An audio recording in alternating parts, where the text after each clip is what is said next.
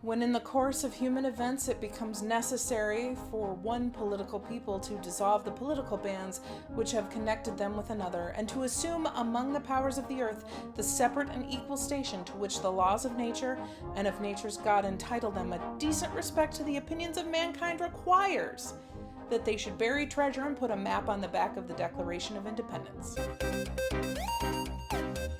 Because that's how you get ads! Ad time! My book is a thing that exists. Grab it on Amazon. I hope you like it. Ad over. In 2004, a question was answered that not many people had ever really thought to ask. What's on the back of the Declaration of Independence? The answer was a treasure map. The movie was a romp through American history during the founding. Nicolas Cage stars. Here are some of the review highlights from Rotten Tomatoes. Richard Roeper. So bad on so many levels. Christopher Smith. A big, overblown wazoo of absurdity.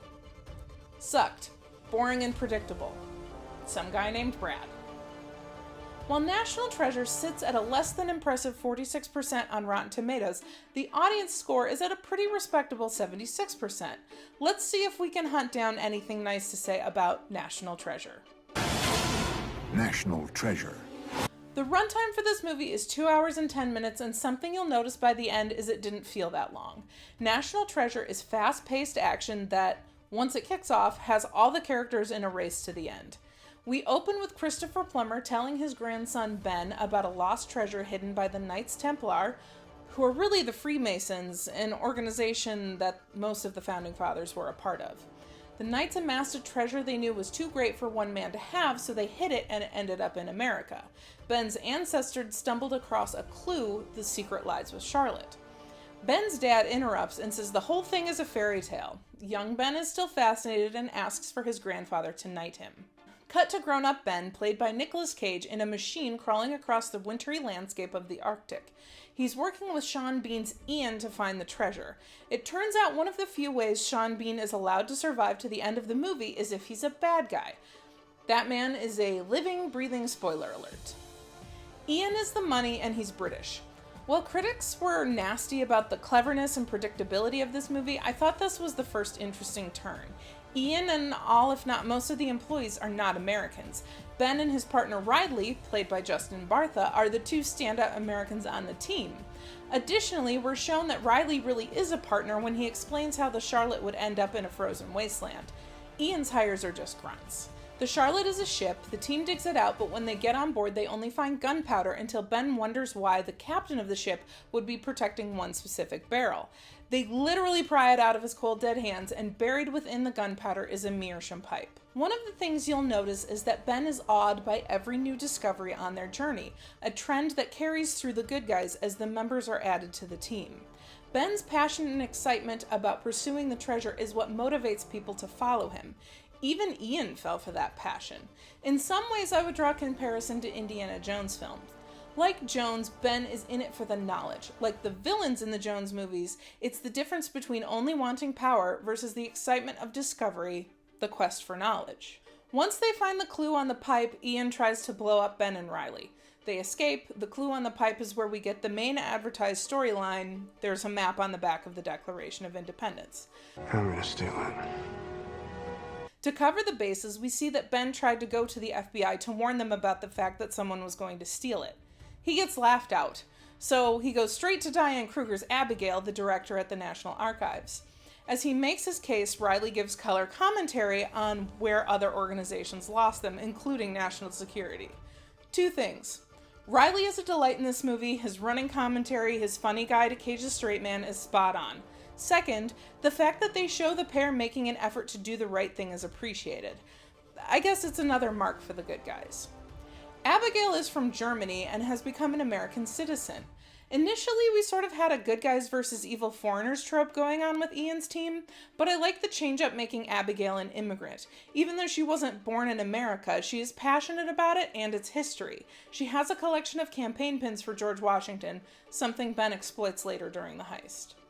Regardless, no one believes them, so Ben says that they have to steal the Declaration before Ian does. It turns into a heist movie after that. They move pretty quickly through the heist prep to theft night. There's a benefit happening that night, and Ian chose the same day to steal it. This isn't a coincidence. Using a big event as a distraction isn't a bad idea. It's not weird that they chose the same day. Ben gets there first. He's hiding in the gift shop and someone thinks he's stealing a replica. As he leaves, Abigail confronts him. The alarm goes off and Ben hands the declaration back to her. When he gets in the van with Riley, we realize he handed her a fake. Ian doesn't though, so he grabs her. Ben and Riley take off after her to save her. No idea what you said. They do. She's distraught over losing the declaration, so Ben lets her know it wasn't the real one. She's determined to stay with the document though. Cut to the new players entering the field. The FBI. Oh. Harvey Keitel plays Sadusky, the head of the investigation. They go to Ben's dad's house. We get a funny scene where the dad doesn't know what they're dealing with is the actual Declaration of Independence when he tells them to just throw it in the oven to reveal the hidden image. Throw it in the oven. No. Abigail, still doubtful, performs a test and together they reveal there is something written in invisible ink. You need heat.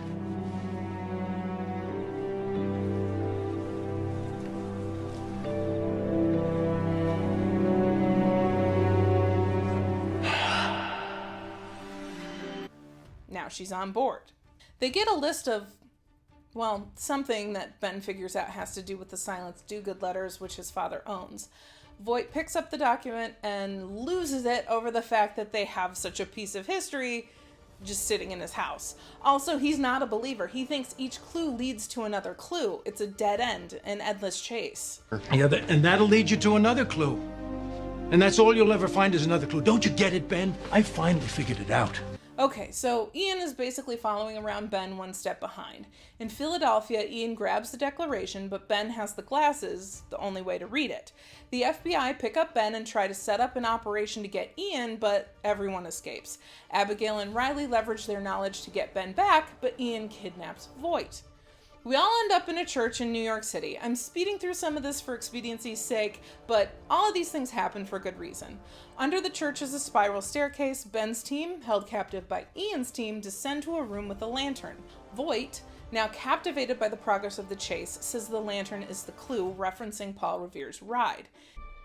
The British are coming! The British are coming! My land! My land! Gotta treat this OCD. Gotta treat this OCD. Ian leaves Ben's team down in the dark to die.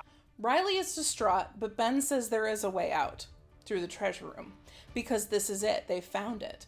They break through to the next room and it's empty. The treasure is gone. Ben's faith is broken, but suddenly Voight's faith is restored. Finding the room means it was real, that it does exist. This room is real, Ben. And that means the treasure is real.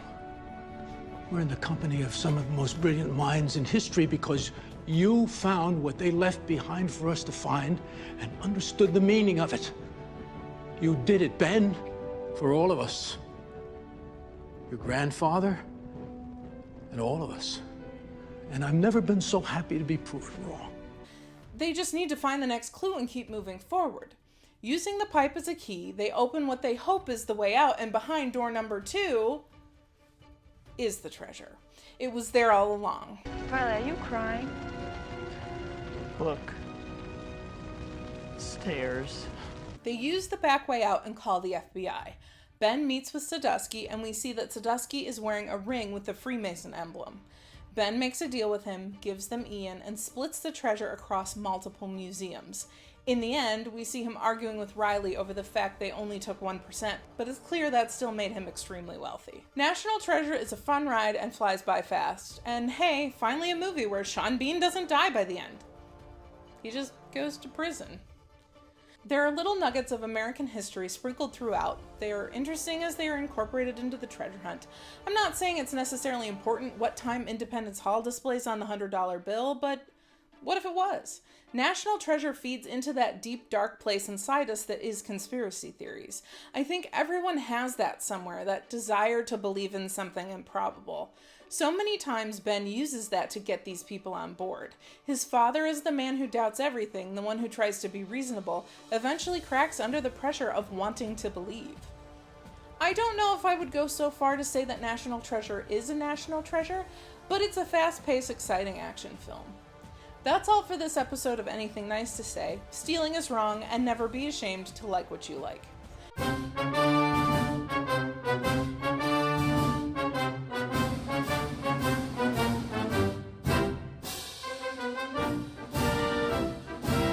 Be sure to like, share, and subscribe. Hit the notification bell for notifications. If you have a movie you want us to watch and review, drop it in the comments. Head over to Patreon and our merch store to support the show.